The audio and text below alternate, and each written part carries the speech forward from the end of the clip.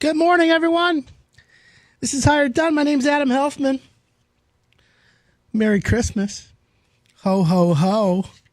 That's right. It's the day after Christmas.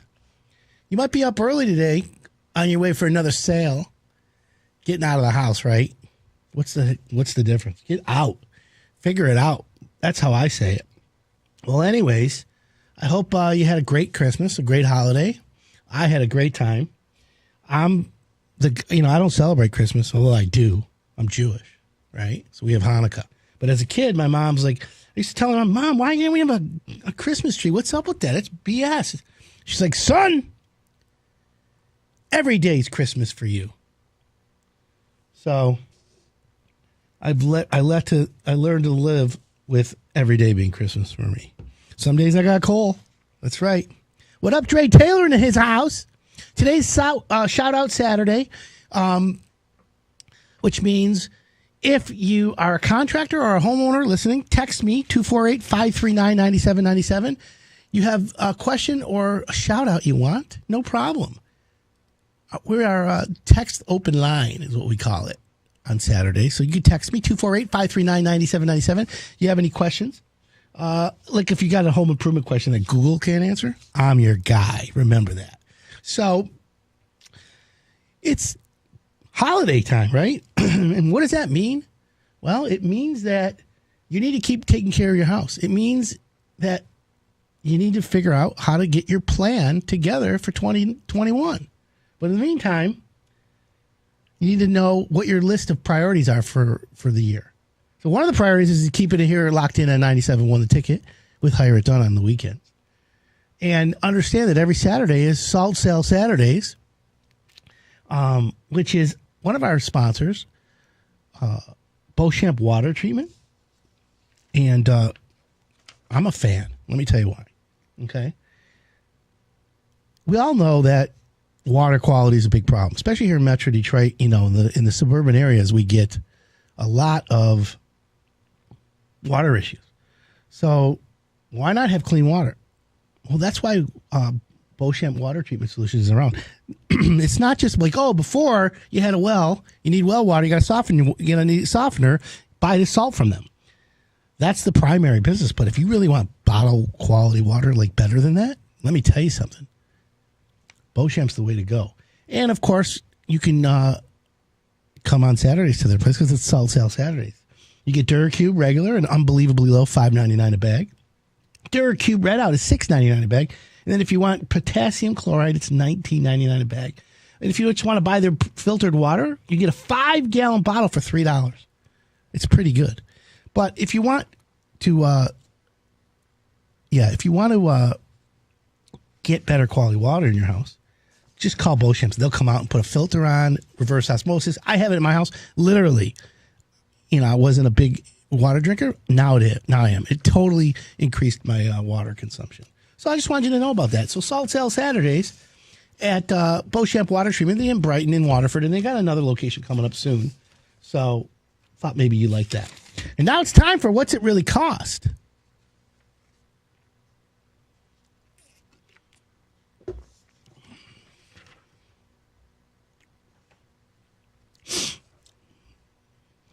What's it really cost? A lot of people ask me that. Hey, Adam, I'm thinking of doing a bathroom. Hey, Adam, I'm thinking about building an addition. I'm thinking about a deck.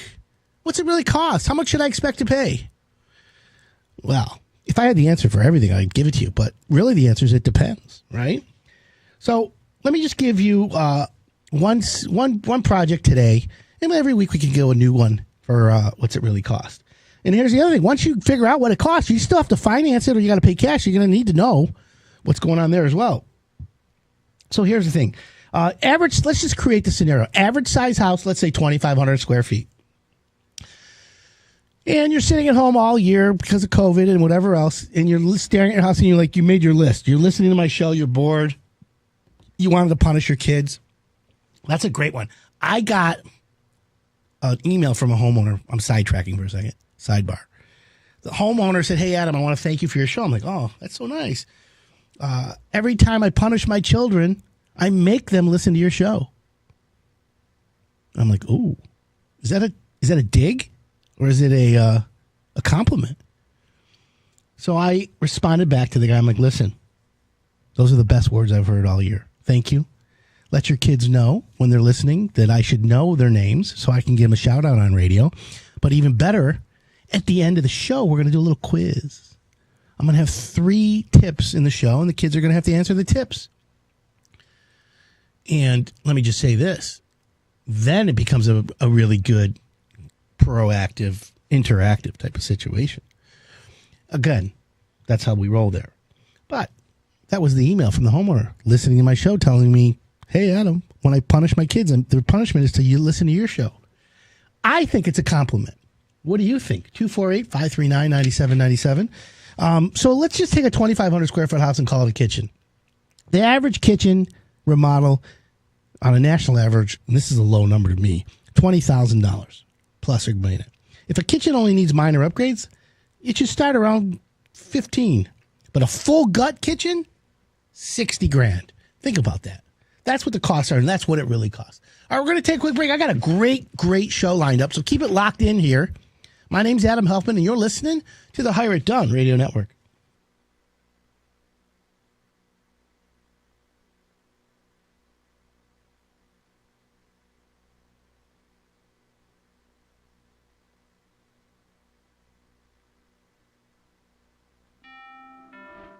When it comes to buying a home, they say cash is king. But you're a queen, and that's just as powerful. You're armed with a verified approval from Rocket Mortgage. Sellers know your offer is good, so your bid has the strength to compete with cash offers. Now grab your crown and rule. That castle is yours. So when you need an edge in the bidding war, Rocket can. Rocket.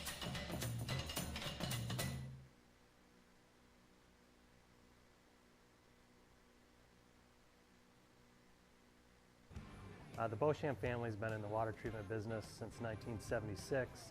Well, we moved on to well water, and my mom experienced well water for the first time, and her hair was discoloring, the toilets and fixtures were discoloring, and my dad went around and shopped many different type of water softeners and forced him to really learn about water and how to properly treat it. And before we knew it, our family entered into the water business because my dad was so fascinated with everything that went along with it. For us growing up, it was going to school, learning our schoolwork, and then going home and learning our water treatment home schoolwork.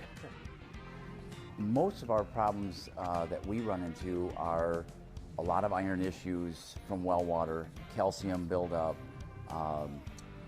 odor in the water, smelly water. Arsenic's been a big thing for us. Most of our work has mainly been on well water, but we're definitely branching into city water because of that market is, there's a lot more people that are more knowledgeable. There's a lot more public knowledge to that. You hear it on the radio, you hear it in the newspaper. Obviously Flint struck, kind of brought that up, but it is an issue. It's an issue that is becoming more aware of, to the communities, and certainly there's treatment for that. Now with the city water and people with their health and stuff, they're trying to, get their water as clean as they can.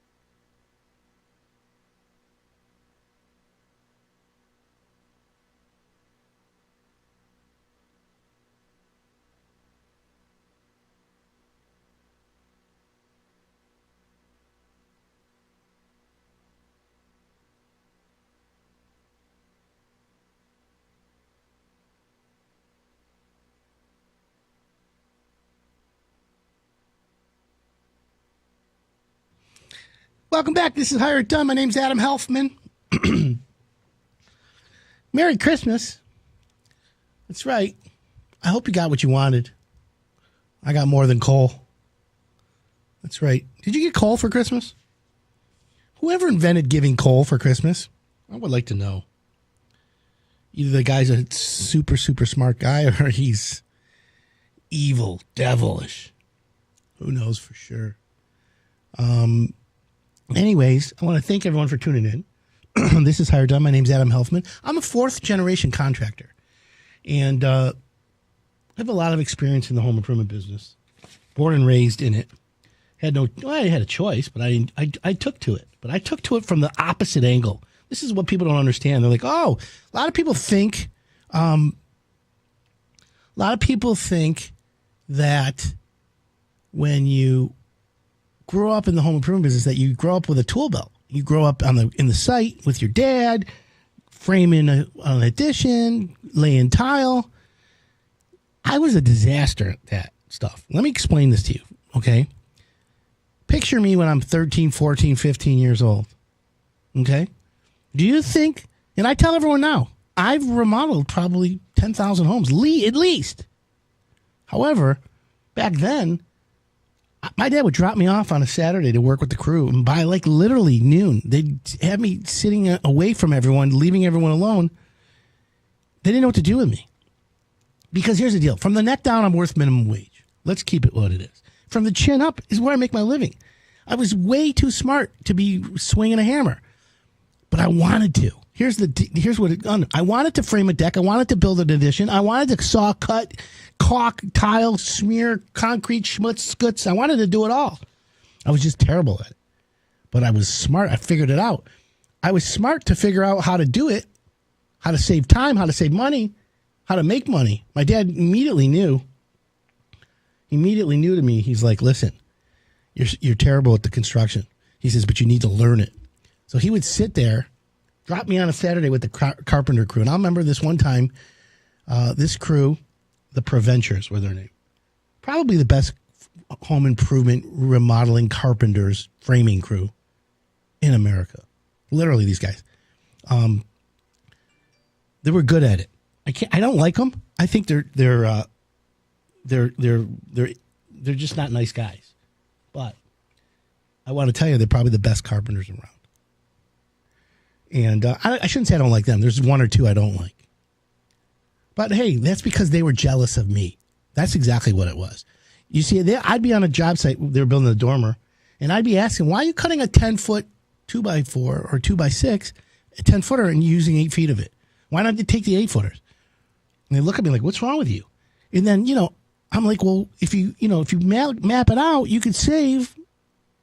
So I started doing it. And then when the lumber showed up, I'd count the lumber with the invoice, and it was never right. So I told my dad, we're getting ripped off.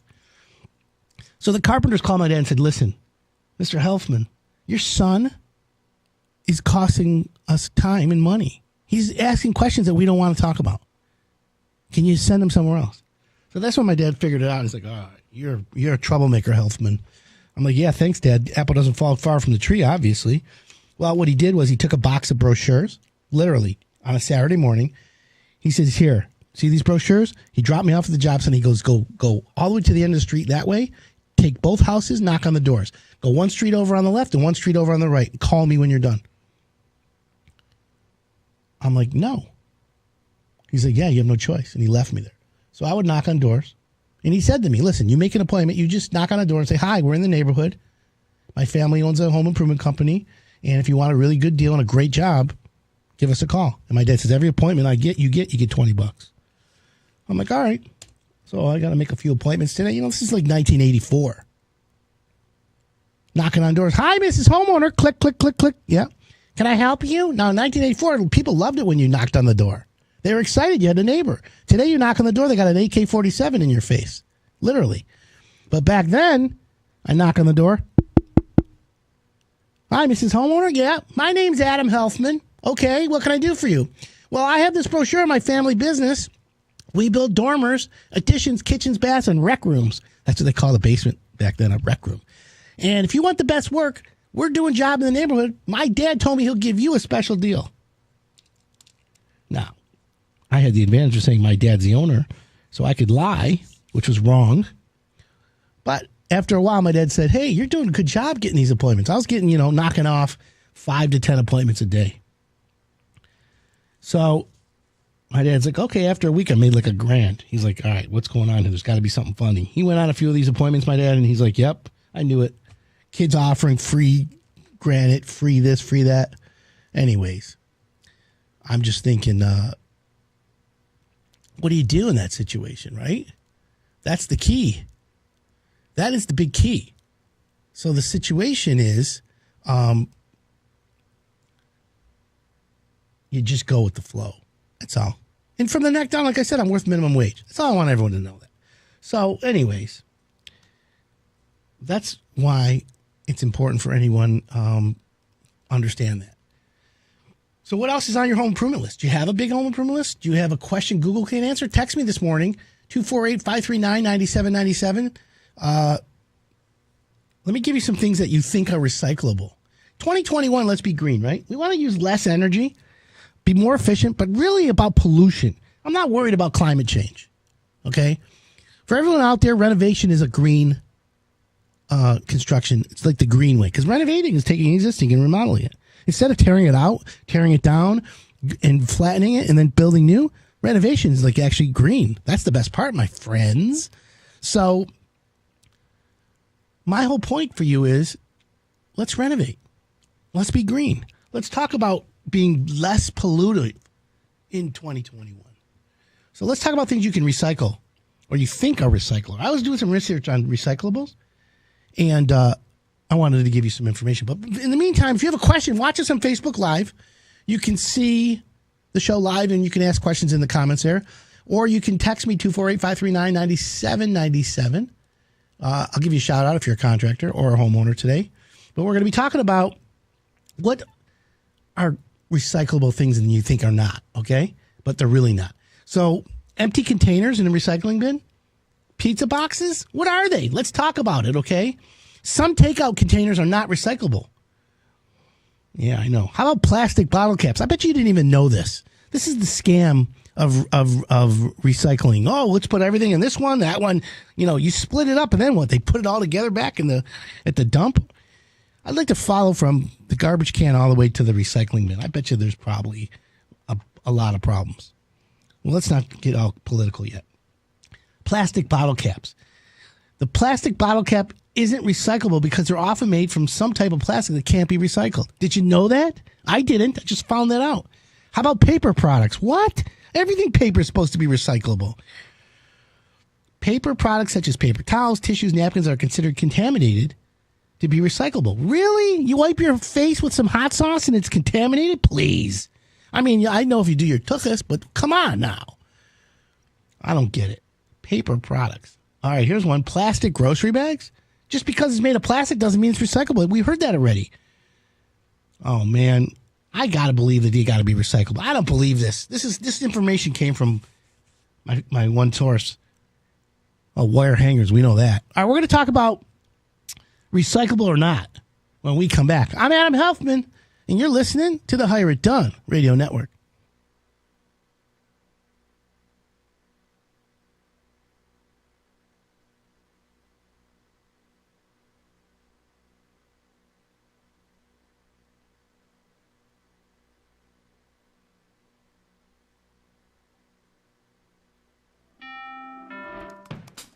Your house brought you together.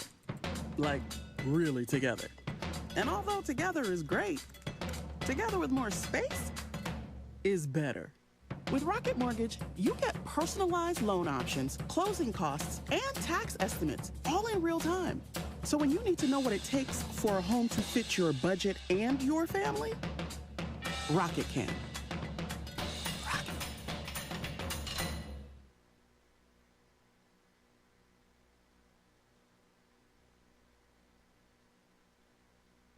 Hey everyone, it's Adam Helfman from HireItDone.com. So you've got a roof leak, now what? Well, let me tell you what you need to do. First thing you have to have is an idea of how old your roof is. A lot of people have bought a house, the roof's been on there for years, you don't know. So the first thing is you need to identify how old your roof is. And that's going to play a part later on. So if you've had your roof done by a previous contractor that you know, reach out to him and ask him how to make a warranty claim, or have them come out and inspect the roof and see if they can fix the leak right then and there. Now, a lot of people don't know about warranties. There's two types of warranties. There's the manufacturer warranty and the contractor's warranty. The best warranty, obviously, is from the contractor, because that's the person who installed it. If you ever read the fine print on a warranty from a roofing manufacturer, you're going to get lost in a lot of legal mumbo jumbo. In fact, there are contractors out there who will tell you that the roofing warranty is not worth the paper it's written on. So my opinion, and from my experience, it's better to go to the contractor who installed the roof and ask him about his warranty. There's where you're going to get the faster and quicker service. So what happens if your roof doesn't have coverage from the warranty? What do you do now? Well, that's where you call a roofing contractor who should be certified by the manufacturer, who can come out and assess the damage and also provide you with a solution. Not always are they going to say that you need a brand new roof. They may say it's flashing, or they can replace a few shingles. So you've got to ask the roofer before he comes out, do you do roof repairs? That's an important question. So most homeowners, when they have a roof leak, in the back of their mind, they're thinking, oh boy, I think I have to replace my whole roof. And that's not a small investment. A roof is quite expensive. So if you do need a new roof, you need to make sure that you know that you really do. Are your shingles worn out? Are they curled? Are they old? Are there missing granules? Are there bald patches on your roof? Those are items that you need to look for to make sure that you really do need a new roof. Now, if you find a great roofer and he gets up there and shows you pictures and walks you through the process of a new roof, you'll know right away if you need a new roof. So if you find a leak in your house, guess what? It's pretty simple. You can leave a comment below or visit HireItDone.com. Click on Ask Adam. I'll personally answer your roofing question. And if you think you need a new roof and you want to find great contractors, HireItDone.com has the best roofers in the business. So remember, the best roof is the one that's installed properly. What you don't know can hurt you. HireItDone.com.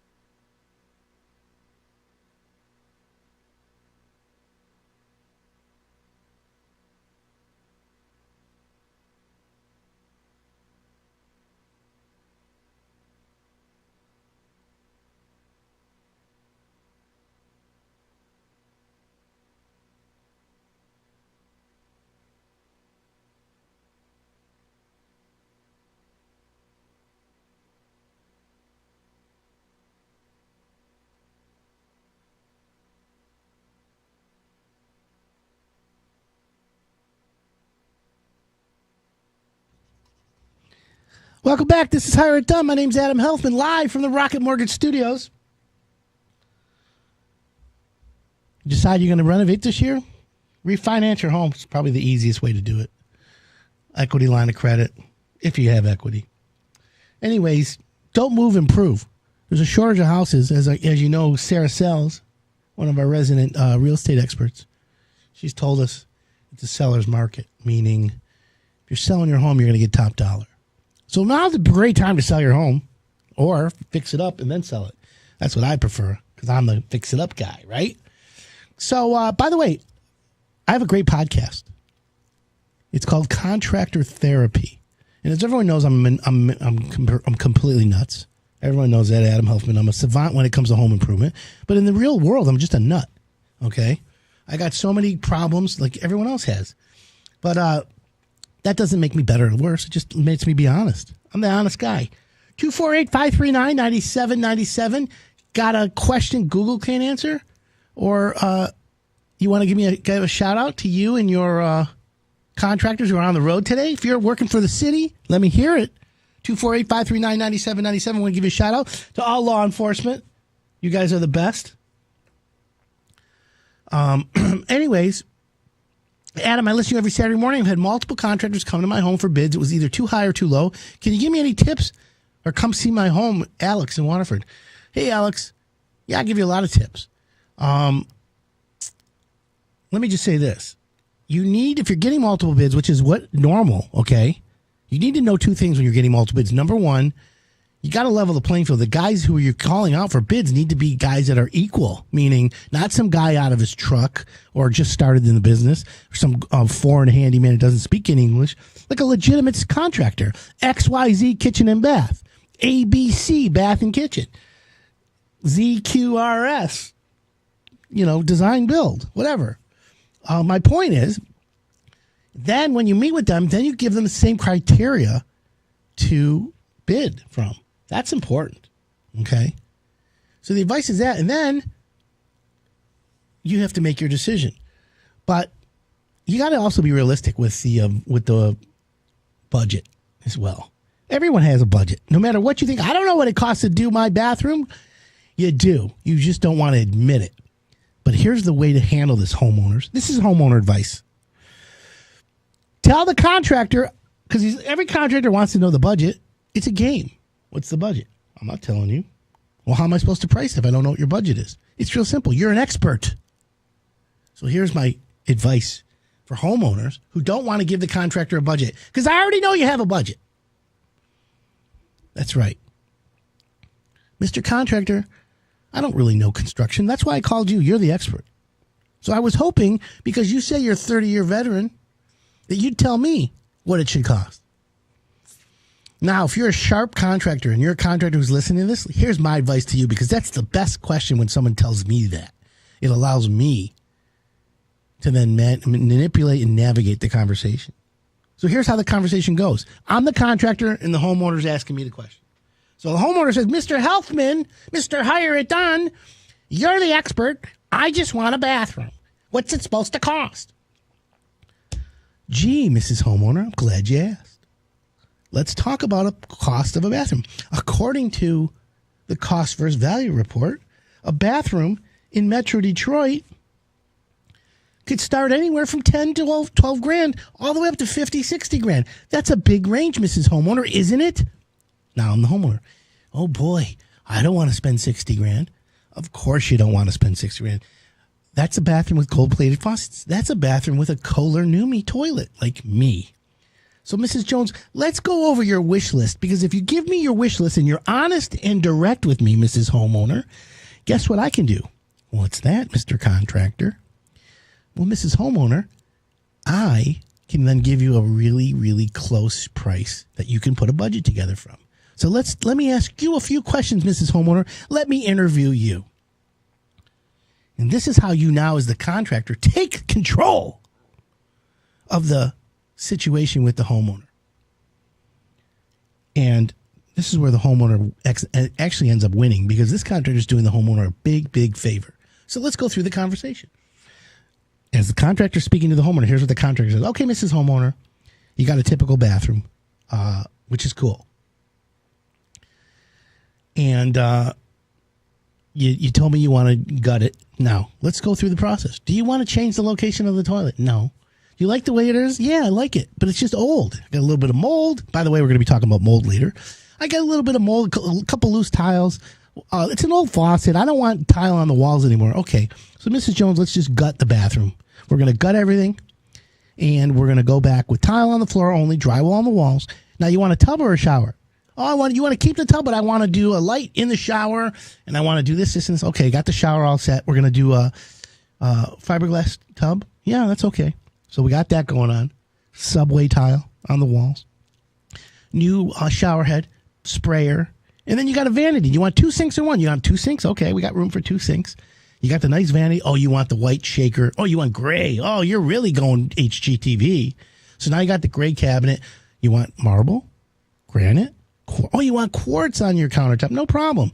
Okay, so Mrs. Jones, you've just described to me your dream kitchen. I mean, your dream bathroom. Well, yes, Mr. Contractor, that's what I'd like. Okay, great. So here's the deal. What's that, Mr. Contractor? Now, this is where the contractor wins, because his honesty and his ability to disseminate the information is real simple. So here's how it goes. Okay, so Mrs. Homeowner, I know I asked you for a budget, and you didn't know. It's okay. So what's the What's the next steps? Well, here's the thing, Mrs. Homeowner. You didn't give me a budget, but I got now information out of you based on what you said to me, Mrs. Homeowner. Based on the bathroom you want with quartz, with subway tile, with a new Comfort Height toilet, with a double vanity, that bathroom is going to run anywhere between $18,000 and $30,000. That's a $12,000 swing. And the reason why it's a $12,000 swing, because I don't know what quality of faucet you want and this and that, but this is the range. So, Mrs. Homeowner, let me ask you a question. This is where the smart contractor, by the way, comes in. Now he flips it on the homeowner, and he says, Mrs. Homeowner, I'm going to ask you a question. Homeowner's like, yeah, what's up? So we're able to determine that a new bathroom is between $18,000 and $30,000 based on what you want. Yeah, that's right. Okay, great. So, Mrs. Homeowner, let me ask you, is that a range that you think you could live with? And then you got to be silent. Bam. That's what I'm talking about. So now the homeowner's got to answer you. They're going to look at you. Now, if they start stuttering, you know they're either nervous or they're lying. So then you say to the homeowner, okay, I'm waiting. Start whistling, twiddling your thumbs. Now here's the answer you want. You want the homeowner to be honest. You want the homeowner to say, okay, the honesty of the answer should be, you know what, Mr. Contractor, it's a little higher than I thought. Oh, you actually did think about a budget, you rotten, lying homeowner. Well, that's what happens, okay? Homeowners are never telling the truth. We all know that. Contractors lie too, though. Don't get me wrong. This is not a fight between homeowners and contractors. But now the homeowner says, yeah, you're right. That's about where I want to be. So now contractor can build a bathroom based on the budget he sucked out of the homeowner craftily, creatively. And now he can say, okay, Mrs. Homeowner, here's the deal. I'm going to give you a Kohler toilet. I'm going to give you Delta faucets. And we're going to do with wood mode vanity. We're going to go to the tile shop in Bloomfield. We're going to pick out tile at $4 a square foot. Subway tile fits right in there. We're going to pick everything out. Your bathroom's going to start at $17,500. And let me go over with you all the items in your bathroom that may cost extra. How do you feel now? Right? Shout out to the boys and girls at Napa Know-How in Livonia, by the way. Thank you for tuning in.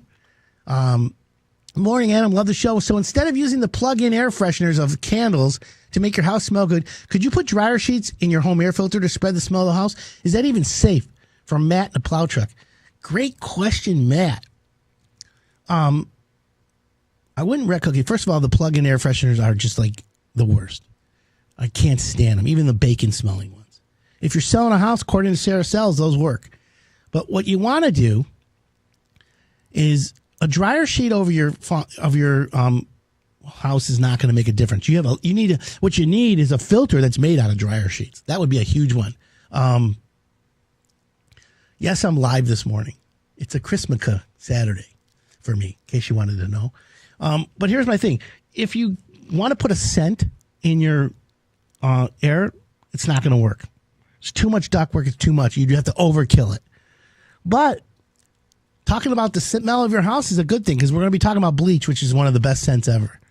All right, we're going to take a quick break. If you have a question Google can't answer, text me 248-539-9797 or do me a favor. Find us on Facebook Live. We're going to take a quick break. When we come back, more home improvement advice. I'm Adam Helfman. You're listening to the Higher It Done Radio Network.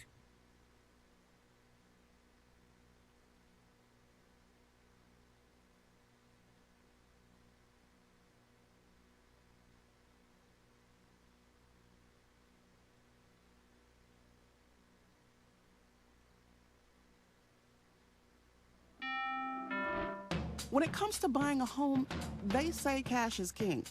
But you're a queen, and that's just as powerful. You're armed with a verified approval from Rocket Mortgage. Sellers know your offer is good, so your bid has the strength to compete with cash offers. Now grab your crown and rule. That castle is yours. So when you need an edge in the bidding war, Rocket can.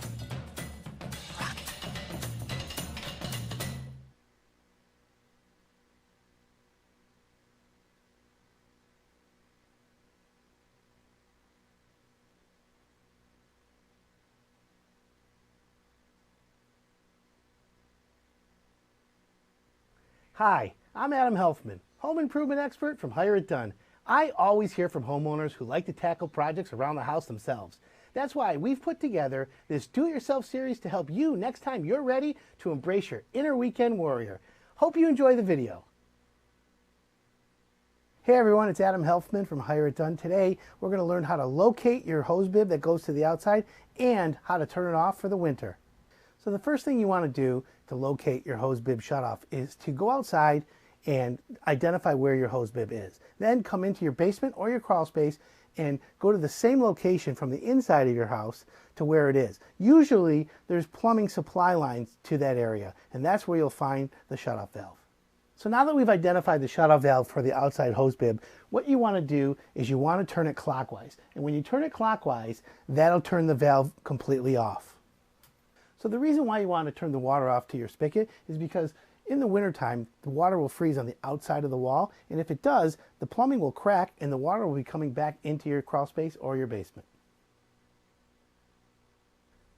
Thanks for watching the video. If you liked it, go ahead and click the like button. If you didn't like it, or if you think you know a better way to tackle a project, then please leave a comment for me below. And if you want more great home improvement content like this, go ahead and subscribe. As always, I'm Adam Helfman with Hire It Done, and I'll see you in the next video.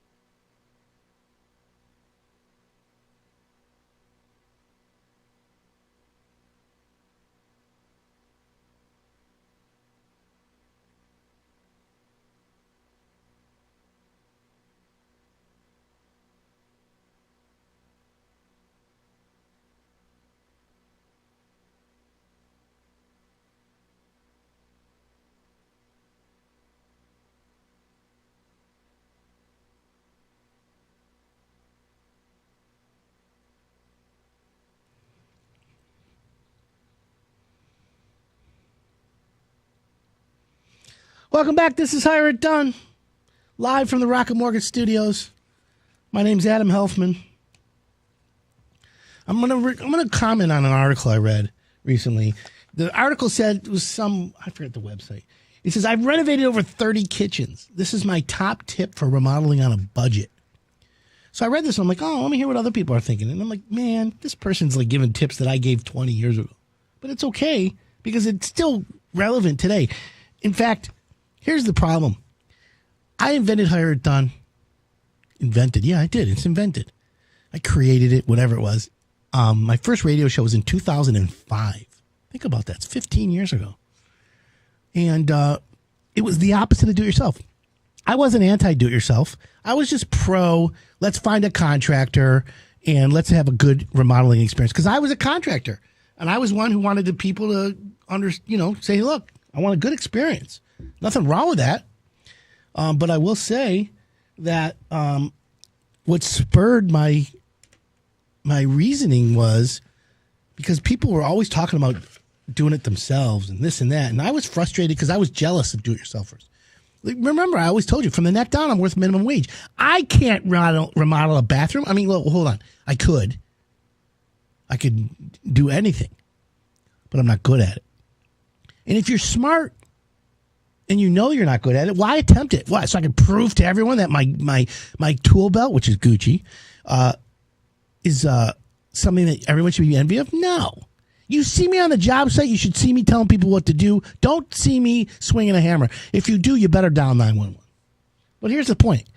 I'm not against do it yourself. I'm envious because I can't do it myself. But I'm the guy who wants to hire a contractor. But so many homeowners get burned by contractors, then I need to explain to the homeowners that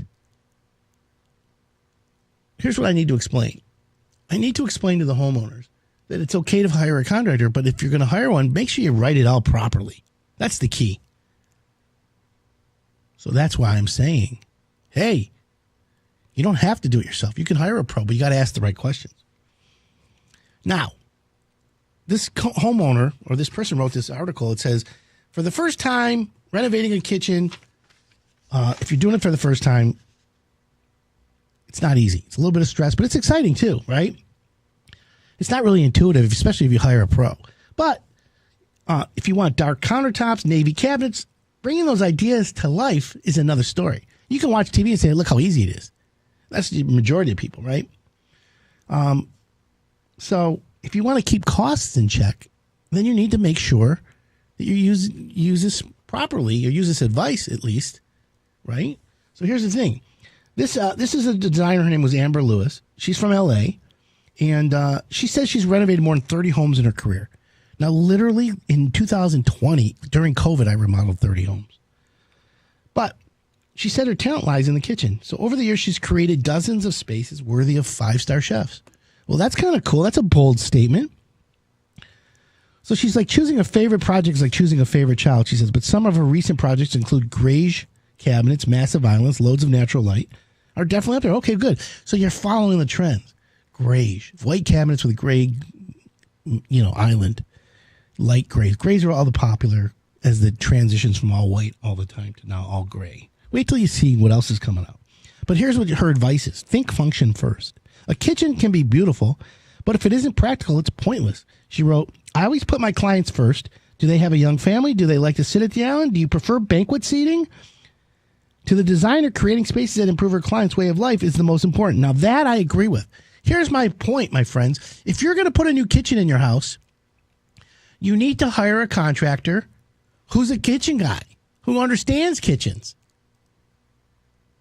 It doesn't have to be just a kitchen contractor. It could be a design build contractor. It could be a general contractor, but then you got to know kitchens. And one of the ways you can tell if a contractor knows kitchens is pretty simple. It's how they interview you about the kitchen. You call them something about doing a new kitchen. There's a whole series of specific questions a contractor needs to ask that if they don't ask you, then you're in trouble with this contractor. Okay? And what do I mean by that? Well, let me give you an example as it relates to this article. So when you're remodeling a kitchen, and this is what was taught to me by my father 30 years ago probably. When you're remodeling a kitchen for a homeowner, it's their kitchen. It's not your ego coming in and say, oh, we got to do this, we got to do that. No. It's interview the homeowner, extract the information out of the homeowner that makes the kitchen a better kitchen. What kind of questions am I talking about? Real simple. Okay, Mrs. Homeowner, so here's a sample conversation with the homeowner regarding the kitchen. Okay, Mrs. Homeowner, I love the fact that you want to do a kitchen. We do such great kitchens. So let's talk about what you want the kitchen to look like. Oh, let's do that, Mr. Contractor. Okay, so let me ask you a few questions, Mrs. Homeowner, so we can create this look. In order to get to the look of the kitchen, I need to know a few things. What's that? Number one, how often do you cook? Well, every night. Okay, that's an important question. You know why? Because if someone asks me, hey, Adam, how often do you cook? I'll be like, once a month. No, once every other week. I eat out every meal. That's why restaurant lovers love me. Restaurant owners love me because I support local restaurants. And I'm not good at cleaning the kitchen. I'm good at cooking. You should see me. I'm like Martha Stewart in the kitchen. Literally, I make a pizza bagel that's unbelievable. And a meatloaf, like out of the books. Oh, it's so good. I'm getting hungry. So anyways, the conversation with the homeowner is really simple. Okay? Mrs. Homeowner, how many times a week do you cook? Okay, I do. Okay, 4 nights a week. Great. Let me ask you another question. How many times a year do you entertain? What do you mean entertain? Well, do you have people over for Christmas, Hanukkah, Rosh Hashanah, Yom Kippur? Easter? Thanksgiving? What's how many times a year? Oh, wow. Got it. Okay. So now we know. So now, Mrs. Homeowner, let me devise a kitchen for you that works. Now, one more question. What's that? Are you right-handed or left-handed? Why do you ask that? Well, because, Mrs. Homeowner, when we put the dishwasher next to the sink, sometimes we put it to the right of the sink because left-handed people like it to the right.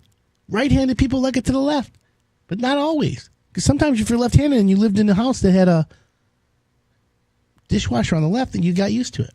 But you'd be surprised. We're going to design this kitchen for functionality. Do your kids like to microwave and have snacks after school? Do you need a cutting board? Do you need an extra sink?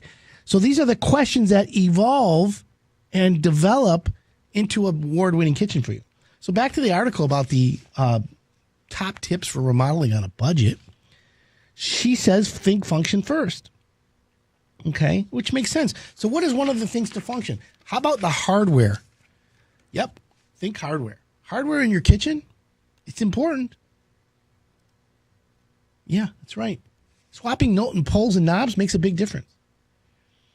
Here's another one. She goes, hack IKEA cabinets. Now, let me just say this. IKEA is a cool place. I get anxiety when I go there because I can't walk around the way I want to walk around. You got to go in this maze like a rat. I don't do that. However, when I go to IKEA, it's like Costco. It's a $500 expense minimum, not including meatballs and $1 ice cream. And sometimes I'll blow out a couple of hot dogs. But here's the thing. You can take IKEA cabinets and hack them. And this girl gives a good one. She says, designer often uses IKEA cabinets as a base. Now, if you talk to my design build guys, Tom Inger, Matt Hatz, Jim Seggi, those kind of guys, for, Finished Basements Plus, they're going to say to you, putting in IKEA cabinets costs more labor than the regular cabinets. But we'll talk about that another day. Anyways, she says she uses IKEA cabinets as a base. Not that you would know. She finishes them with a chic, semi-handmade door front and hardware, a cost savings trick that can save you thousands on custom cabinetry. We use it for our office kitchen and love it. Okay, here's the thing about cabinets. Back in the day when I was a kitchen designer, and by the way, I designed like kitchens that make you fat. That's how good I was. Like deep fryers and stuff. Yeah, my kitchen looked like Green's Hamburgers. It was so cool. Stainless steel. Anyways, I digress. Back in the day when I was doing cabinets, dovetail drawers, Blum hinges, Blum glides, Blum, BLUM, that's a brand. Those were like all the rage. Handmade, book matched, plywood 3/4-inch sides. I learned something after doing so many kitchens. I learned that never did a homeowner regret not going with plywood sides or 1/2-inch MDF cabinets. Think about that. So we're going to take a quick break. Keep it locked in, my friends. We have a lot more coming up. My name's Adam Helfman. This is the Hire It Done Radio Network.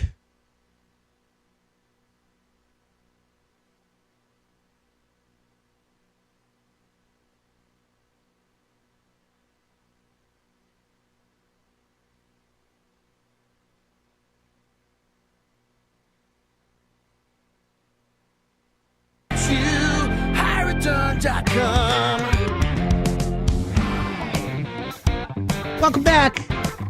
This is Hire It Done. My name's Adam Helfman.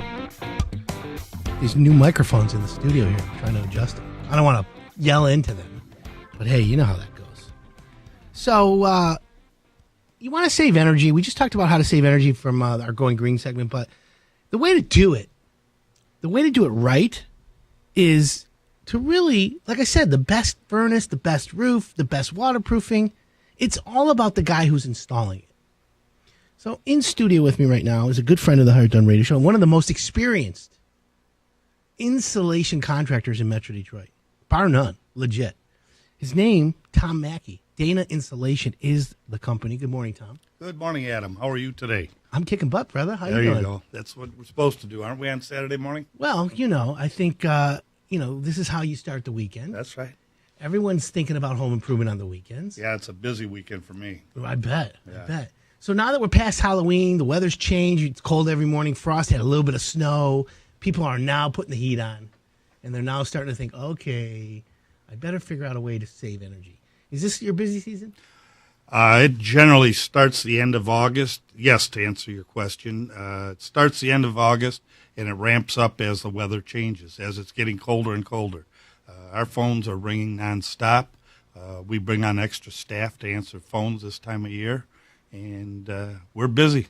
Well, that's, of course, the best way to do it. So let's just get right down to it. Homeowners always say to me, Adam, I got cold air around my windows. I should go buy the hair blower and that plastic wrap and, put it on, blah, blah, blah, and it never looks the way the picture looks. How many people do you encounter call you and say, how do you do that? Well, that's a year-round phone call that we get. They want to talk about the leaks and or drafts that they're feeling from their windows, door walls, doors. Sure. And it's a tough one because, unfortunately, when the windows or doors or door walls are installed, it's paramount that they use non-expanding foam as opposed to stuffing and randomly stuffing with fiberglass, and that's where all our leaks are coming from. Exactly. So that's why we need to make sure that people understand how this happens. So if you're listening right now and you want some insulation tips, you have a question about insulation, what the best insulation is, different brands, different kinds, how much does it cost, text us, 97136, or go to Facebook Live. You can watch us in studio. Tom Mackey from Dana Insulation. The website's danafoaminsulation.com. And so my question is, Tom, you say expanding foam insulation. You see these red cans called, great, whatever it is, great escape. I don't know. Great stuff. Great stuff. Anyways, people say, I can go grab that and just spray the edges. And you see, I've been in the house where it's bubbling out. You see all that. Yeah, well, I kind of equate it to someone who paints for the first time. There's a number of things that they don't know if they paint for the first time. They don't know yield on product. They don't know how thick or how thin to put it on. Right. They're not getting the maximum usage out of the can, whether it's paint or whether it's expanding foam. We use, in our applications, a non-expanding foam when we do new construction. It's a little easier to deal with. It's a better product for the... So if it doesn't expand, is it like superior? I mean, I know there's low expanding and non-expanding, but the stuff you use is specifically made for that application. Am I right? That is correct. Okay. So when a homeowner... Let's get down to 101 insulation, okay? Homeowner turns the heat on because they're cold.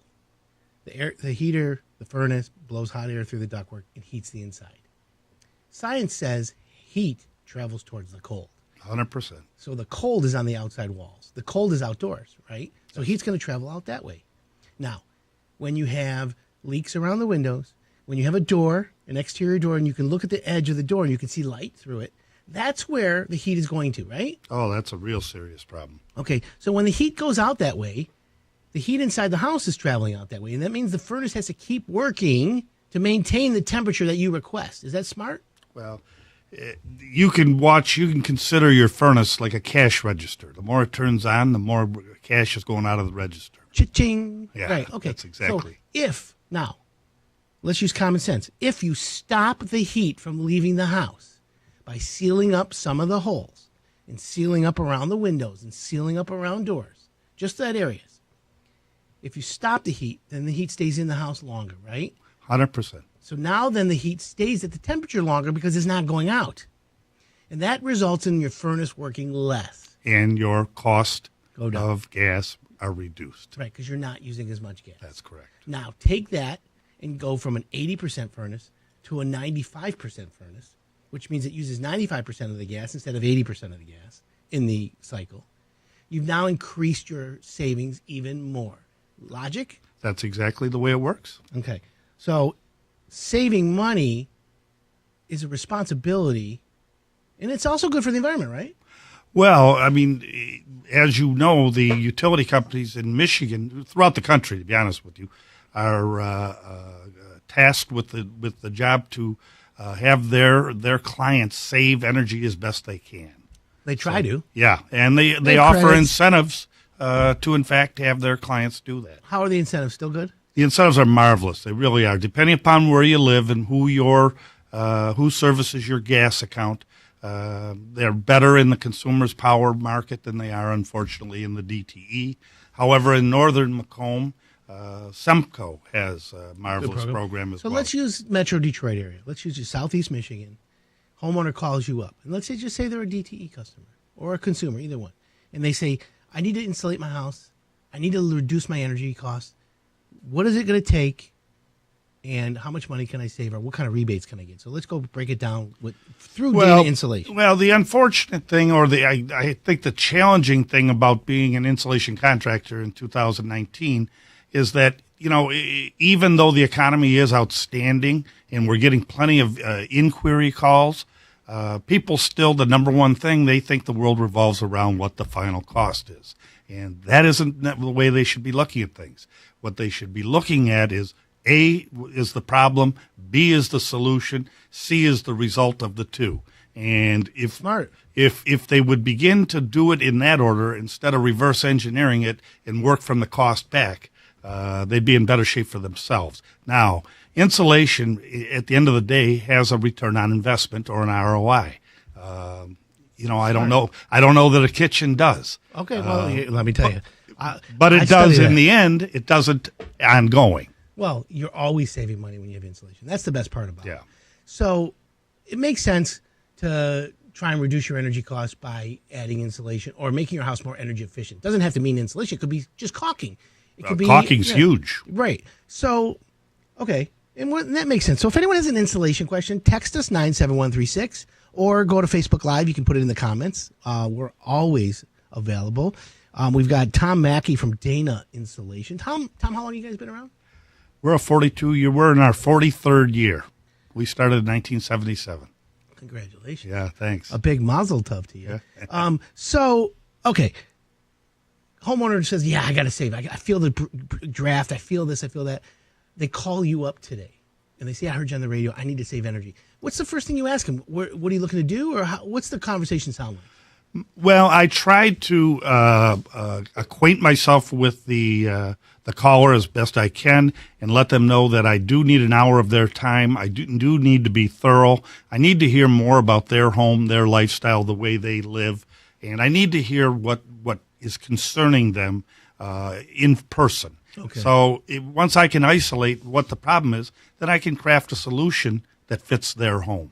So we'll give an example. Give a typical bungalow. Bungalows are the most challenging, Adam. Right? They are. So it's all we moved upstairs in the bungalow. It's beautiful, but it's always cold in the winter, and it's always burning hot in the summer. We have insulation, but it doesn't right. We have foam. I have I have a floor heater. I've got all these Band-Aid fixes. But now I'm done. I've been saving money. I want to do it right. Is that a problem, or is that a solution you guys can come to the table with? I'm very proud to share with you. It's my opinion. Dana Insulation and myself have come up with the answer for bungalows.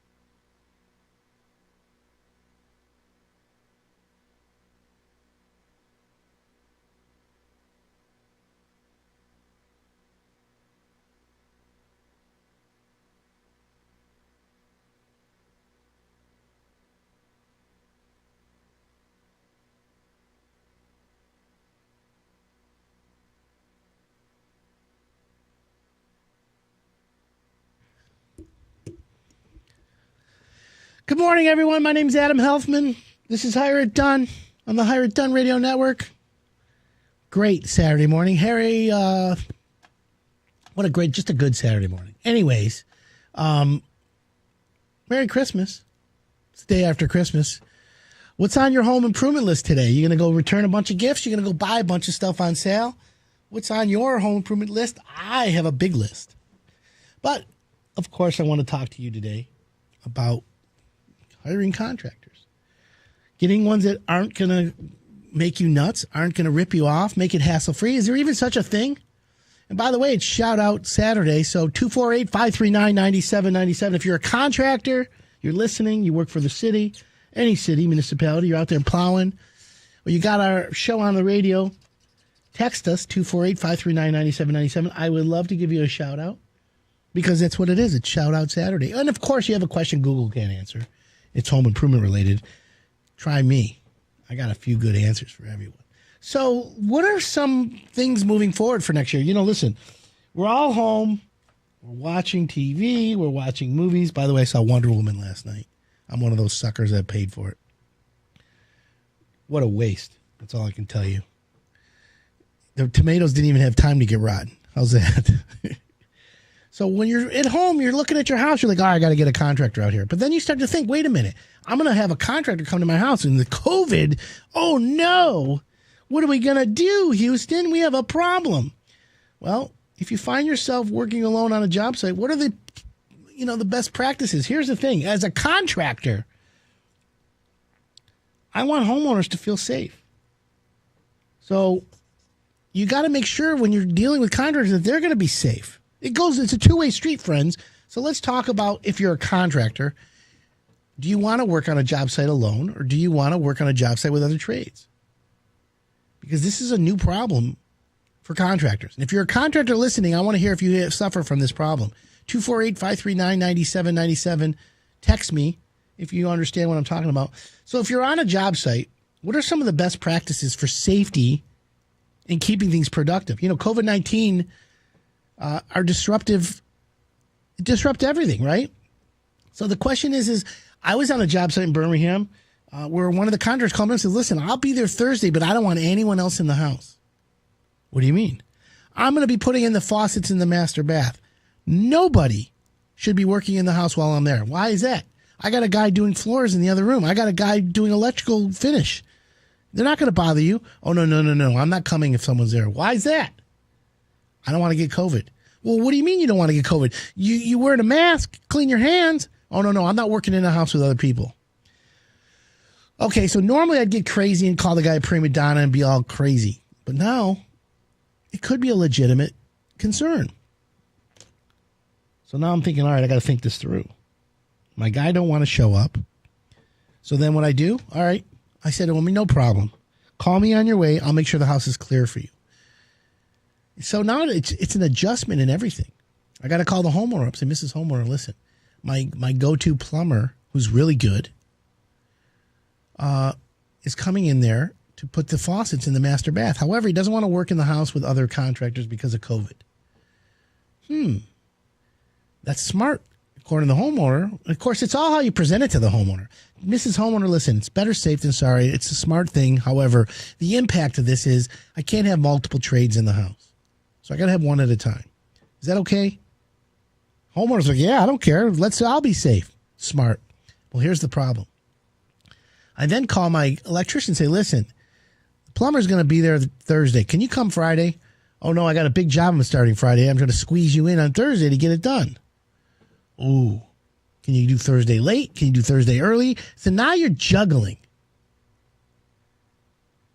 And then you have the one rogue contractor, the heating cooling guy, comes out to your house and says, look, I'll be there next week, no problem. I don't have an exact time, but one of my guys, when he'll get done with the job around noon. We got the whole afternoon. I'll come there in the afternoon and get the whole heating done. So now you got a guy who shows up in the middle of the day. You don't know when. And then you got 10 jobs going. Oy vey, you got a big, big problem, Houston. So this is the problem with COVID. It affects everything. So what I say as a homeowner, what I'm going to tell you as a contractor, if you're a homeowner, listen to me. Everyone wants to be safe. No contractors coming to your house to spread COVID. Not a chance. And by the way, contractors coming into your house, you got COVID, you've been with someone with COVID, you got to tell the contractor. Remember, it goes both ways. But here's the thing. Contractors don't want to spread COVID. No one does. But as a homeowner, you need to be patient. You need to know that the contractor wants to get your job done. It's just that sometimes this mishmash in the schedule screws things up. So setting up a COVID protocol is a good idea. Having your contractors check in, maybe scheduling low-risk tasks, more time planning. That's a big one. You need to plan for the job to be done correctly, which means more communication, which means your contractor and you need to be on the phone a lot, especially because most homeowners live in the house that they're doing renovations in. So being safe with COVID is not easy. However, asking the contractor ahead of time, what are you doing for COVID? Are you testing your guys? Do you have wet wipes everywhere? Cleaning up on a daily basis is a big one. That's a big one. So anyways, social distancing and mask usage is important. Literally it is. We're going to talk more about that when I take a break, my friends. My name's Adam Helfman, 248-539-9797. We'll be right back.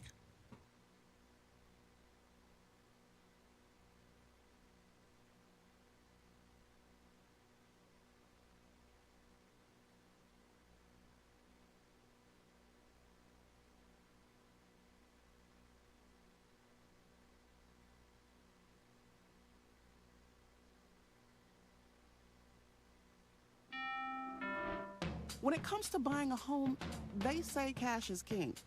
But you're a queen, and that's just as powerful. You're armed with a verified approval from Rocket Mortgage. Sellers know your offer is good, so your bid has the strength to compete with cash offers.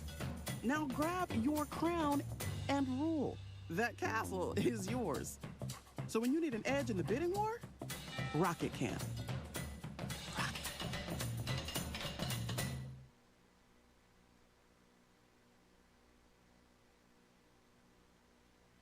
What you don't know can hurt you. HighReturn.com. One of the most dreaded terms in home improvement, particularly roofing, is ice damming. Ice dams strike seemingly without warning, attacking homes in cold weather climates with dangerous and costly consequences. The thing is, ice dams are highly misunderstood and largely preventable. So I want to talk to you about what ice dams are, how to stop them from forming on your home, and what you can do if you've already had them on your roof. Ice dams occur when the snow on your roof melts as a result of the heat escaping your house. When the melted snow reaches the edge of your roof, it then refreezes and creates what we call an ice dam. This ridge of ice prevents the water behind it from running off your roof, but the water touching the hotter portion of the roof remains above freezing. This creates a vicious cycle of melting, refreezing, and thawing. As the ice dam gets bigger, more and more water is trapped underneath and will eventually begin to run up your roof. Shingles are designed to shed water downhill, so when the water flows upwards, it easily penetrates a roof system. Like the great Glenn Hagee said, water always wins. That's why we have a Grand Canyon. Water behind an ice dam will seep through the gaps between the shingles and the plywood on your roof, leaking into your home and damaging everything from the walls, ceilings, insulation, you name it. Paint can peel, floors can warp, ceilings can sag, light fixtures can fill, and wet insulation can lose its R value. The ice dams themselves can bend and tear off gutters and loosen shingles if they become heavy enough. The damage in just one season can add up quickly and cost homeowners thousands in repairs. In order to stop ice damming, first we need to go a little deeper in how they're formed. Ice dams have long been a potential hazard in building, but they weren't always the prominent problem they are today. The reason why is that older homes, anything built before the 90s, weren't that well insulated in the first place. Builders just didn't have the technology or the understanding to do so. As a result, any warm air that escaped the living areas of the house would normally just escape outside before it could cause any problems. From the 90s onward, building technology has taken some leaps and bounds forward. One of the big advancements in home energy efficiency was spray foam insulation. You might have seen companies post these really cool pictures on Facebook where the entire frame of a new house is sprayed full of insulation and foam. To be clear, I'm a big believer that spray foam, when installed properly, is a great insulation system, especially for new constructions where you can easily access the walls and ceilings of a home. The thing is, when builders first started using insulation like this to really seal up homes from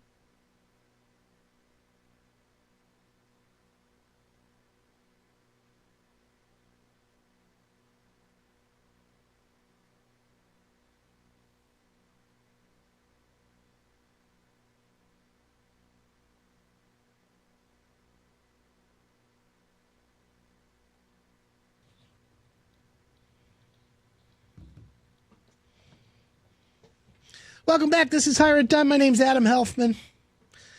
Got a question Google can't answer this morning? 248-539-9797. Text us. Maybe I can help. You want a shout out? Text us 248-539-9797. It's Shout Out Saturday. Saturday after Christmas. I want to wish everyone a Merry Christmas. I'm Jewish, so I don't celebrate Christmas, but I will be honest with you. I'm jealous. I wanted to. And so I do. I don't say I don't celebrate, but I just do celebrate it. When I was little, I used to really get upset. My mom used to tell me, hey, Adam, don't worry. Every day's Christmas for you, son. So with that being said, I thought, hey, it's not such a bad life, right? Greetings from Austin, Texas. Love the show, Dan. Thanks, Dan. Love it. 248-539-9797. You got a question Google can't answer. I'm here. Did you know the building code is being updated for next year, 2021? Look, I try to keep my finger on the pulse of the local codes, but the thing is the codes are different everywhere. The guy in Birmingham has a graspable handrail definition different than the guy in Bloomfield Hills, even though you pull the code out and, it's up for interpretation, right? But you want a guy to work with you. What's the point of beating you up every time? But anyways, I like to try and keep my finger on the pulse of what's going on. So the new codes are being changed for 2021 for the International Residential Code. But it's called the IRC. But here's the thing. You then have to have the state adapt it or adopt it. Adopt the code, and then your city needs to follow that. But what's new for 2021? Let me tell you, there's some good stuff. It's all evolution. It's all, growing. So what are the specific changes that I'd like to talk about? Okay, emergency and escape rescue openings, like an egress window, must now have a clear 36-inch wide path. That means 3 foot wide. It used to be 9 square foot of opening, but it's got to be at least 36 inches wide. That way, a fat guy like me can climb out. So that's important. You need to know that. Now, what else? An engineer design required for storm shelters. Specific requirements for deck handrails are added and guardrails. That's a big one. Because everyone wants to say, I want to build a deck, but I need a handrail. What kind of handrail? Glass, pipe, wood. What's the spacing on them? 3 foot, 4 inches, 42 inches high, 36 inches high, 34 inches high. Is the handrail, there's 1,000 things. That's why it's good to have a contractor when you're dealing with one that knows what they're doing. Minimum footing size tables are revised to more accurately reflect current practices. That's smart. Specific requirements. A 30% reduction of airflow is permitted for balanced ventilation systems. Reducing airflow? Interesting. Surge protective devices, SPD, is now required at the service panel. That's a smart one. And then it says a GFCI protection is now required for damp and wet locations not included in the other 10 areas of requiring GFCI. So that's like a bathroom, kitchen. I would say garage now, basement in the room where the furnace is. Why not? But that's what you got. We got quite a few codes there, which isn't a bad thing. Anyways, what's going on in your home improvement list this morning? You got a question Google can answer? Text me 248-539-9797, and I'd love to help you out because that's what we do here at Hire It Done. We help homeowners. So we just went over the codes. Now, here's one. You're at home. It's 2020, excuse me. Terrible year, right? However, we got 2021 coming up. And for all you who think the president is going to be Biden, I hate to tell you, but it's still going to be Trump for the next 4 years, so we're going to have to live with that. So what's the home improvement forecast for that? Well, I've got a lot of things we can talk about. And what is it that we got to talk about? Well, how about where do you start in a renovation? If you're planning to do some sort of renovation in 2021 and you want to find the best general contractor, here's the thing. It's not the best price. It's the best general contractor that matches for you, the homeowner. Good morning, Carol Thomas. Yeah, Austin, Texas is a good place to go. I might want to move to Austin, right? We have to figure that out. So how do you find the right contractor? Where do you start? Well, as a home improvement expert, 30 years in the industry, I want to give you some tips right now. You see, renovating a house has got a lot of layers. But important to understand that, you need to understand your goals. So the first thing you need to know is, how do I prepare for my renovation? Having a clear scope of work or a defined roadmap for yourself will help you. Yes, you need to also have a clear budget. We already went over budget earlier and how to define it and how to do it. So what is left? Well, you need to match yourself up with a good contractor. How do you find a good contractor? That's the golden question, right? Well, first you want to do is choose the renovation you're looking for. What are your must-haves and what are your nice-to-haves, right? Homeowners renovate for a lot of reasons. You just bought a new house. It needs a refresh, maybe even a gut. We love to do gut renovations. Your family's growing. You'd like to downsize. Maybe a repair is needed and a long-awaited renovation makes sense. Or maybe what you just have isn't working for you. It's a lot of things. Whatever the reason, the driving decision is for yourself, the first step for any renovation, friends, and this is important, is crucial. It's you must identify, what do you got to have? I got to have this, right? And then everything gets built around that I got to have.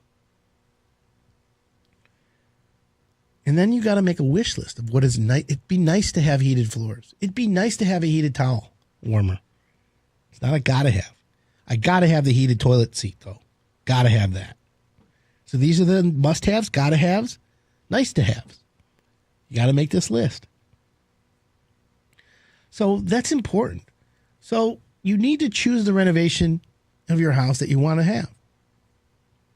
Now, second step is to determine who you're going to hire for your renovation. This is like right in my wheelhouse, friends. Once you have your list of must-haves, must have this, I must have that, I want to have that, you'll get a better sense of what type of expert you're going to need for your renovation. Depending on what you're planning to do, you might want to meet with different types of experts. First, you got general contractors. We talked about that. That's the guy who can do a little bit of everything. And you want to meet with general contractors if you're going to be replacing or removing finishes that generally keep things in the same place. That means rehanging new doors, changing all the hardware, maybe even handyman. Comfortable selecting fixtures, and furniture and finishes yourself. Ready to start construction. That's when you want to get a general contractor. Now, what about an architect? Do you want an architect for a home improvement? Do you want a design build firm? Listen, there are architects who specialize in remodeling. Those are the guys you want. But a lot of architects look at remodeling jobs and think, oh, God, unless you're in Bloomfield Hills or Birmingham, I don't want to talk to you. So that's a big, tough one. Okay? I say get a design build firm before you get an architect. I love architects, don't get me wrong, but I'd rather you go with a contractor who does the design in-house or at least works with architects. All right, we're going to take a quick break. When we come back, we're going to finish how to plan your renovation and find the best general contractor. Plus, if you have a question, 248-539-9797, text me. I'll give you a shout out this morning. My name's Adam Helfman, and you're listening to the Hire It Done Radio Network.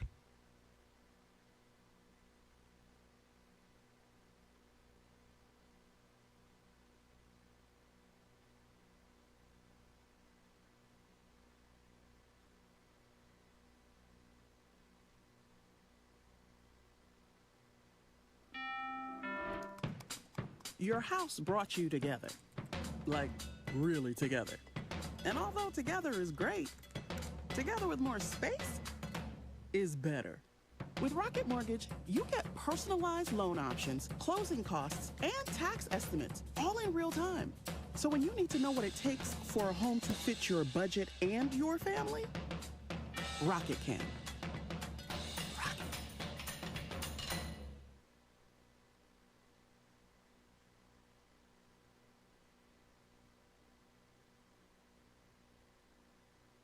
Few things are guaranteed in home improvement, but clogged drains might be one of them. Nowadays, you can go online and you can find a million different tricks and hacks on how to fix a clogged drain. I asked Ron Alexander of Shelby Mechanical what he thinks about the do-it-yourself drain declogging methods. He said to me he would recommend staying away from any of those gimmicks. Vinegar, baking soda, or whatever else people talk about pouring down the drain. You're more than likely to just end up with a mess in the drain that's still clogged. I also don't recommend out-of-the-box chemical drain openers either. While those can be effective on some clogs, they can also damage your pipes and end up costing a lot of money in repairs down the road. But there are a handful of things you can try that are safe and do work before going through the trouble of having a plumber come out. The first method that Ron recommended was the good old-fashioned plunger and using hot water. Hot water can help break down the common clogging agents like grease and soap, and the plunger can sometimes push the clog through. According to Ron, it will depend on the type of clog and where the clog is and the shape of your drain as to whether or not plunging can effectively solve your problems. For a clog shower, Ron says the simplest answer might be the best. A lot of times with a shower, the problem is hair, and people don't realize that they could see the clog and maybe even just reach down and pull it out if they take off the drain cover. In the case of a clog that you can't quite reach, a coat hanger or a similar hook might help you remove the clog. If you're handy and you feel up to the task, you could always rent a plumber's snake at a big box store to deal with a particularly stubborn clog. Ron even has people call him on the phone for tips in the middle of working on their drain. People call me all the time and ask. I don't mind. If it's something simple I can recommend, I'll tell you. And if it's something I think we can come out and take a look at, I'll tell you that too. I always say there's nothing wrong with doing your due diligence and seeing if you can fix a problem yourself. But if you're getting nowhere, fighting a clog drain all afternoon because you want to save a few dollars, ask yourself this: how much is your time worth? Because most homeowners, there's a point where the time is more valuable to them than what they would end up paying someone to fix it, and that's when it's time to make the call. For more plumbing tips, or if you're looking for a great plumber like Ron Alexander and his team at Shelby Mechanical, just head over to hireitdone.com.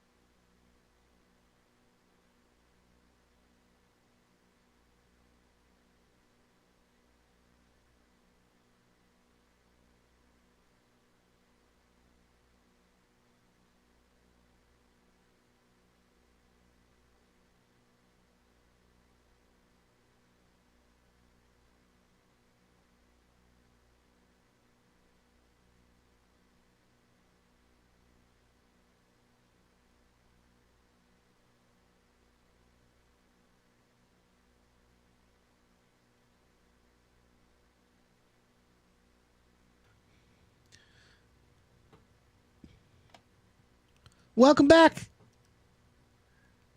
This is Hire It Done, live from the Rocket Mortgage Studios. My name's Adam Helfman. We were talking about planning your renovation to finding the best general contractor. Okay, that's important. So first thing I said was you got to make your list, right? Your must-haves. You got to have the nice-haves, the must-haves, all that. So once you got that list, then you need to determine who you're hiring. You're going to hire a kitchen and bath guy. You're going to kitchen and design build guy. You're going to hire an architect. That's not an easy situation, but you can find it. Here's the best part about this whole situation. As a homeowner, you've got me, Adam Helfman, as a resource. So you can always email me, adam@hireitdone.com, and let me know if you want some advice. And I'll be able to help you. 248-539-9797. It's Shout Out Saturday. If you have a question or a comment or you're a contractor listening, text me where you're at and I'll give you a shout out. Or if you have a question Google can't answer, I got you. I live in Harper Woods, would like to have a raw open basement finished. Can you recommend a good company? Yeah, Harper Woods area is a good area. We have Finished Basements Plus. We've got Renovation by Design. There's a lot of them. Just go to hireitdone.com. We'll find it. But make sure your basement's dry before you even finish the basement. That's a big one for sure. But we're talking about getting your house ready for the renovation, right? Finding the best general contractor. So once you have your list, once you've decided what kind of contractor you're going to get, you need to research the contractors, right? Determine how you're going to hire a guy or who you're going to hire. General contractor, design build, kitchen, bath expert. There's a lot you can talk about and do. So we got to make sure that we have all that going, right? And then what happens after you decide on the contractor? Well, you got to find the costs. You got to know the pricing. It's never easy. Is it $200 a square foot for a full house renovation? $100 a square foot? $50 a square foot? Renovating a basement is never cheap, right? Is there a way of renovating but also save money? Yeah, it's a great question. Here's how you renovate and save money, okay? First of all, you save money by using hired done because you're going to get a contractor that you're not going to pay twice. That's number one. But number two, saving money is simple. You meet a contractor that you want to work with. Okay, once you tell him that you want to work with him, you get the price from him. And once he gives you the price, then you go backwards and you say, okay, Mr. Contractor, I love it. I'd like to work with you, but the price is a little bit more than I want to spend. So I need to save money. Mr. Contractor, tell me how I can save money. So that's the first thing you do. You tell the contractor that you want to save money. And he'll look at things and he'll be like, okay. And if he's smart, he's going to come up with ways for you to save money. Here's ways that you can save money, whether or not the contractor tells you this. Number one, can you do some of the work yourself? So what are some of the things I tell homeowners they can do themselves? Number one, they can paint themselves. Number two, they can do demolition themselves, depending on how much demolition you need. Okay, that's two things. Supplying your own material.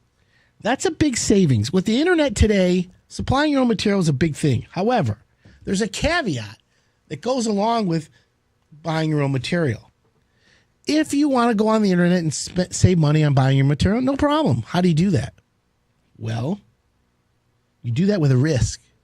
Because if you go on a lot of these websites, doesn't matter the name of them, and you get a toilet that seems to be like, oh, it's $400 at the supply house, but the toilet is $180 online. Is it the same toilet? It looks like it. So when you say to the contractor, listen, I'll supply the materials, he'll take all the material costs out and you buy it. So let's say there's $12,000 of material. Now you know if you're going to buy the material, you better spend less than $12,000. There's your savings. Now, how does the risk? Where's the caveat? Here's the caveat. If you buy a toilet and it doesn't work, if you buy a toilet and it breaks, any material, I'm just using toilet as an example, who do you pay to fix it? Mr. Contractor, you just put in the toilet, it doesn't work. Contractor's like, listen, if I supplied the toilet, I'd replace it all day long. You supplied it. You have to pay me to go to the supply house. You got to pay me to send my plumber out there to replace it and put it back. That's the problem. Here's an example. Homeowner to email me last week. Adam, I have a new ceiling fan in my new exhaust fan in my bathroom. I wanted it installed properly. I followed your protocol. I called the heating and cooling guy. He installed it, but he says I don't put the piping in. My roofing guy said I'll put the piping in. The roofing guy pipes it through the roof. Good to go. Homeowner turns on the fan. Doesn't work. Oh boy. Whose fault is it? The guy who put the fan in says, look, I put it in, it worked. The guy who put the exhaust on the fan says, oh, it worked. Homeowner says, no, I turn it on, it doesn't work. Who do you blame? Bad situation. That's a problem. I would say that the heating and cooling guy should have done the complete job. Is it his fault, though? You supplied it. How do we know it wasn't a bad unit? If the heating and cooling guy supplied it, you call him up and say, look, it broke. I need the warranty. Now you got a broken one. He's like, listen, it worked. Maybe he broke it. Maybe he didn't. But now you're screwed. So what do? You call the heating and cooling guy and say, hey, Mr. Heating and Cooling Guy, I'm really sorry. Is there a way you can help me out here? I need a fan. It doesn't work. If I buy a new fan, will you come out and put it in and test it for me? Can you give me a deal on putting it in the second time? Or, that's the thing. Hopefully he'll be like, yeah, I'll do it for free. Most likely he doesn't have to, though. He can say, listen, I'll give you a deal. I'll take $10 off. It's a problem. That's why planning a renovation with supplying your own material is tough. 248-539-9797. You got a question Google can answer? You want a shout out today? You're a contractor listening? Saturday after Christmas. I decided to come in today because I love doing the radio show every week. I'm always live. Live and local. Not live and loco. Although, yeah, I'm totally loco. A lot of people look at him. You're crazy. Yeah, I'm crazy. So here's the thing. What do you do this time of year? How about doing a deep clean in your house, right? So because I'm spending a lot more time at home as well, I want you to know that I'm doing a lot more cleaning. I'm noticing things that I usually don't notice. That's a problem. So we need to figure out how to fix that. The internet is so slow lately, right? So what are you going to do? Well, you got outdoor spaces, you got indoor spaces, you got cleaning, you got all kinds of things that people need or want. I'm just telling you, what do we got to do? What do you got to do? You got to find the right answer for things. That's how we are. So anyways, what does it mean cleaning your house, right? I clean my house all the time. I have a maid cleans it. So here's some things I found out about cleaning that you shouldn't be doing. When you wash your cutting board, don't use soap. Did you know that? You're slicing vegetables, meat, fruit, whatever on your cutting board. It's a no-brainer that you need to wash it. But contrary to what you think, scrubbing it down with soapy water isn't the answer. Never knew that. So here's what you got to do. Take your cutting board, wood, whatever, soak it in bleach after each use. Especially when you have, things that have harmful bacteria on it, whether it's chicken, beef, whatever. That properly sterilizes it. I didn't know that. Scrubbing with soap and water doesn't work. Interesting. How about dusting surfaces with a dry rag? I'm a neat freak, right? I'm OCD. I dust everything. In fact, I have a cleaning lady who does it, but I give her the white glove test once in a while. She knows. Put down the duster or anything that resembles a duster. Think about that. Especially a dry rag. While dusting your fan may leave it looking pearly white, that doesn't just dust. The dust doesn't disappear in thin air. All that sneezing you do when dusting is the result of tiny particles flying everywhere. You're just spreading it through the house. So you might think you're cleaning up dust when you vacuum, but there's plenty of nooks and crannies it settles in and you forget about it, right? So how do you clean dust? Well, I'm going to tell you right now, a wet rag. Yes, a damp rag. Spray some sort of liquid on your dust cleaner because that's going to help you. My kitchen has no venting. Do I hire a handyman or a general contractor? That's from Carol. Carol, that's a good question. So, depends on the vent. Do you want a vent, an exhaust vent? You got to hire a heating cooling contractor. Handyman could probably do it too. It's one of those things. All right, we're going to take a quick break. When we come back, I'm going to talk about bad housekeeping habits. Did you know that your pillows need to be washed more than you wash them? I'm going to give you some gross statistics when we come back. Don't forget, text me if you have a question, 248-539-9797, or watch us on Facebook Live. My name's Adam Helfman. You're listening to the Hire It Done Radio Network.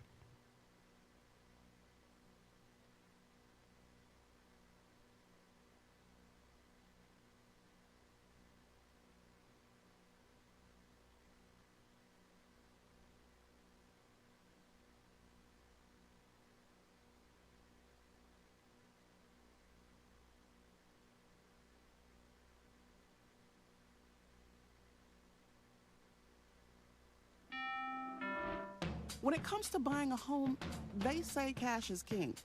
But you're a queen, and that's just as powerful. You're armed with a verified approval from Rocket Mortgage. Sellers know your offer is good, so your bid has the strength to compete with cash offers. Now grab your crown and rule. That castle is yours. So when you need an edge in the bidding war, Rocket can.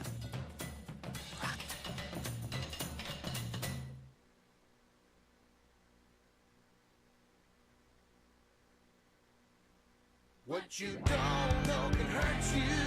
HireItDone.com. Hi, I'm Adam Helfman, home improvement expert from Hire It Done. I always hear from homeowners who like to tackle projects around the house themselves. That's why we've put together this Do-It-Yourself series to help you next time you're ready to embrace your inner weekend warrior. Hope you enjoy the video. Hi, my name is Jeff Schleining. I'm with EverDry Waterproofing. And what we're here to do today is to take a look at a basement and help you understand some of the things that you can look for in your own home to tell if you maybe have a moisture basement problem.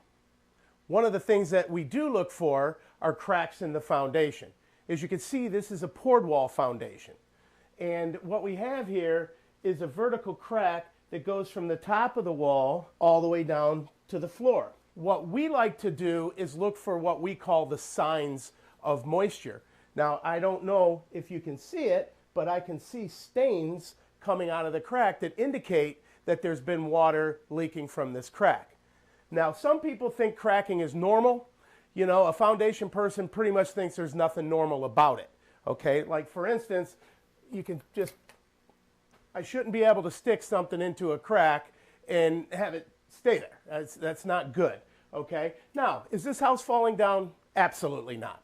Okay, you know, a lot of different things cause cracks like this. Could be construction, it could be pressure from the outside, pushing on the wall. There's a lot of different causes. But what we do know is once that you have a crack in the wall, they can continue to get larger, water can come in, you can get bugs through them, and more importantly than that, you know, that's where the moisture starts to come in that can lead to things like mold, mildew, dry rot, rust, and things along those lines. What I have here is just a standard moisture meter. What it does for us is helps us find areas of excessive moisture. Okay, so if I stick this to the wall, of course we're going to find moisture. That's not a problem. Okay, it's just when it's really excessive. All right, so right here, it's reading between 50 and 70% moisture. As I get higher on the wall, it's much lower. But once I get below the soil or ground level where there's earth pressing on the wall, it starts to pick up moisture levels. We can also use a tool like this on the floor, and it has different modes, and we can test wood for moisture as well. Well, the 50% that I did pick up, you know, is not alarming to me. However, I'm looking for more of the excessive levels.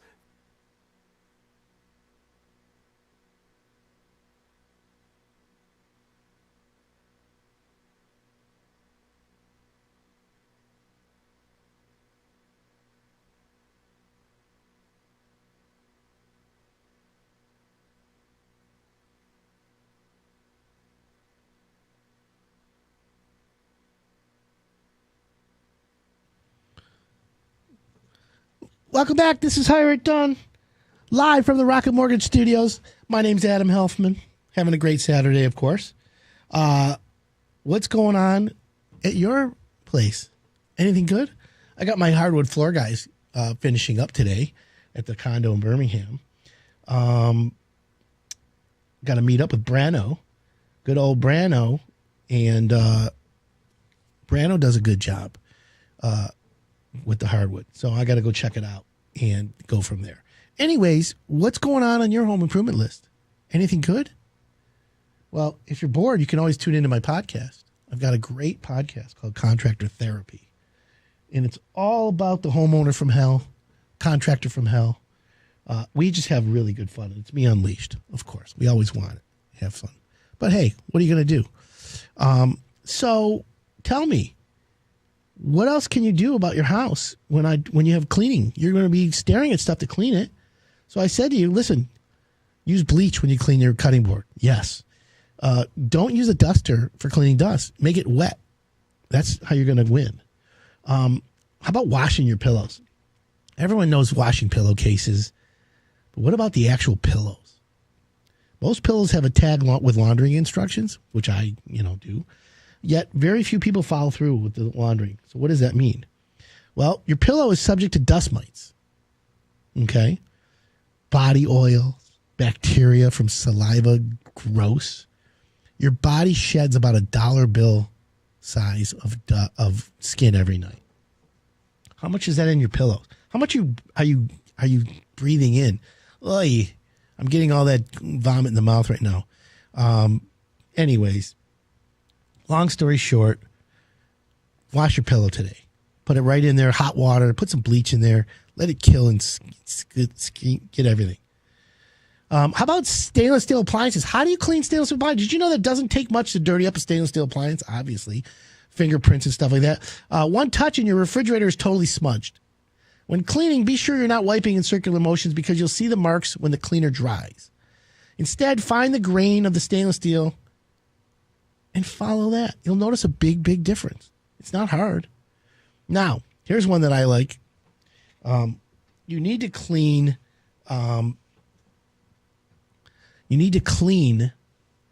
Remotes, your remote controls, and your switches. That's where you got to get like an alcohol wiper. Clean it, wipe everything. That's where you get a lot of germs. Now, how about washing windows? When you wash windows, wash them on a sunny day. Believe it or not, it gives you a better idea to see the smudges. Now, your washing machine washes clothes, but did you ever clean your washing machine itself? Do you have like the front load dryer or washer with all the mold on it all the time? Which is always good, you know. And what about the people who want to hire contractors who suffer from TDS? What about that? Well, we don't have to worry about that. That's what I can tell you. We don't have to. So what else is on your home improvement list? Right? Home improvement spending is going to be up next year. How are Americans spending money on your homes? What is the plan for next year to spend money? What is the plan is the question. That's what I want to know. Well, here's my plan. My plan is to tell you what you need to do for the best return on investment. Did you know the average homeowner spent like $8,000 on their house last year? It's going to be almost $10,000 you're going to spend on your house this year, coming up in 2021. That's a lot of money. Why is that? Inflation, labor? What do you think it is? That's the key. Well, lifestyle choice. That's the choice in the trends in changing in 2020. So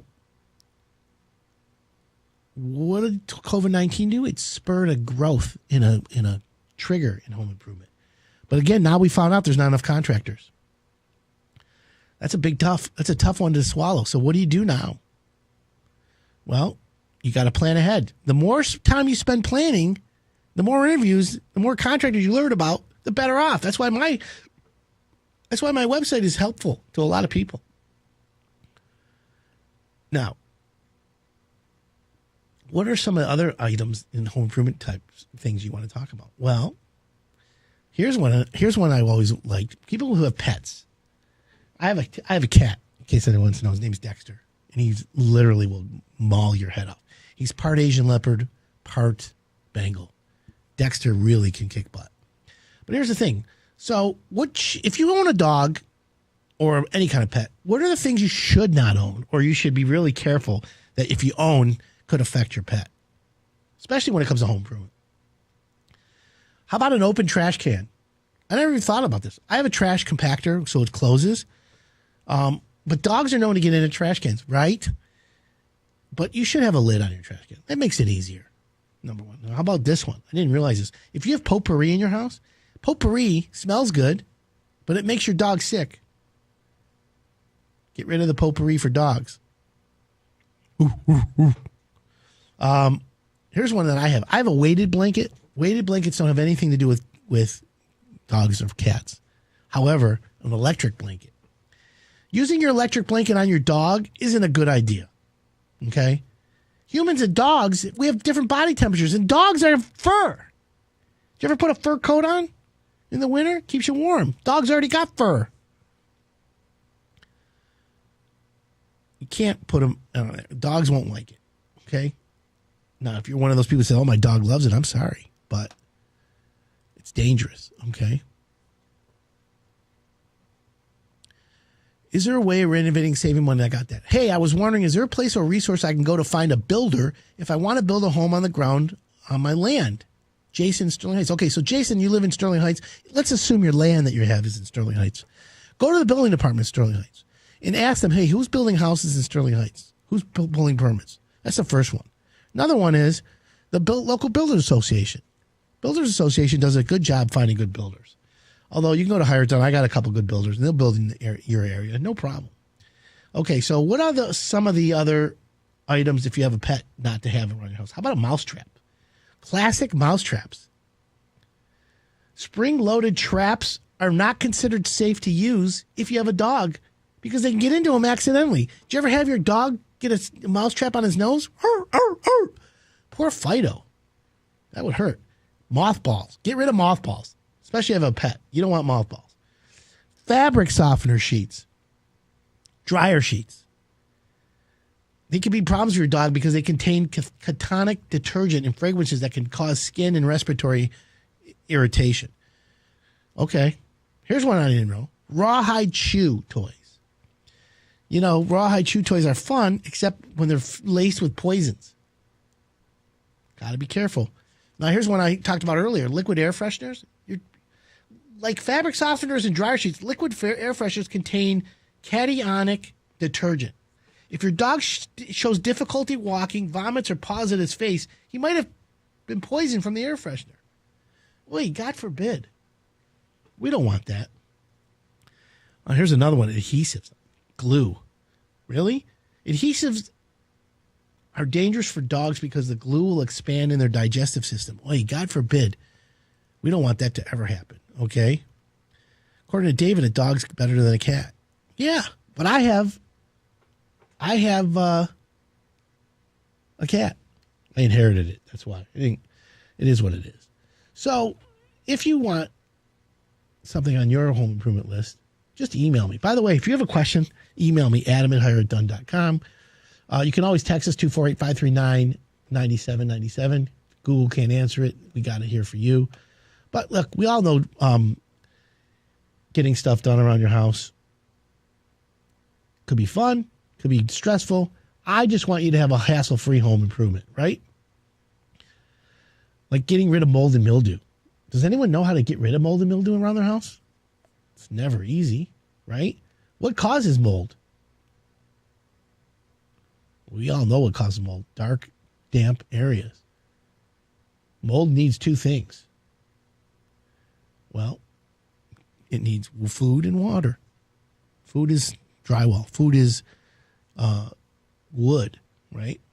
So where do you find wood or mold around your house? Look for plumbing leaks, right? How about don't ignoring mold, right? You don't want to ignore it. We don't want you to ignore mold. It's never good. But look, we at Hire It Done have mold remediation companies to take care of you. Just how we are. So if you have home improvement gifts, make it fun. If you're saving up to remodel your house, even better for the holiday season. Just remember, planning for 2021 is not going to be easy. Finding good contractors next year is going to be the biggest thing. Because contractors they're over the labor part. They're like, forget it. I'm just going to do this amount of work, and you're going to get what you pay for. Finding a contractor, you better plan now. That's what I'm telling you. Thanks for tuning in, friends. I'll see you next week with another 2 hours of Hire It Done. My name's Adam Helfman, and have an awesome weekend.